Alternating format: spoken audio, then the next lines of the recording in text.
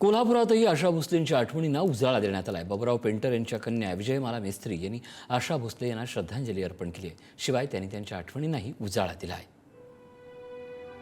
शेजारी परशुराम मेस्त्री म्हणून त्यांचं घर होतं, तिथे त्या राहत होत्या.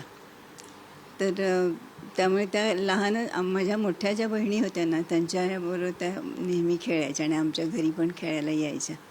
आणि कधीही कोल्हापूरला आल्या तरी आमच्या आईंना भेटायला त्या जरूर यायच्याच, कारण त्यांना खूप पूर्वीच्या आठवणी होत्या ना लहानपणापासूनच्या.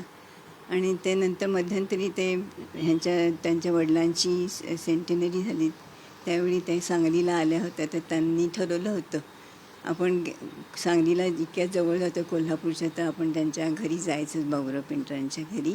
त्या सगळ्या बहिणी आणि त्यांना आमची सगळ्यांची नावं पण माहिती होती. त्याच्यामुळे ते अगदी आल्या आणि म्हणाल्या, काय किती आहे तसं तुम्ही घर ठेवले, आम्ही लहानपणी यायचो तर असंच तुम्ही ठेवलं, काही बदल केलेला नाही वगैरे, आणि आम्ही इथे खेळायचो तुमच्या घरी, असं त्या म्हणत होत्या. त्याच्यामुळे आम्हाला खूप वाईट वाटलं त्यांचं आता निधन झालं त्यामुळे.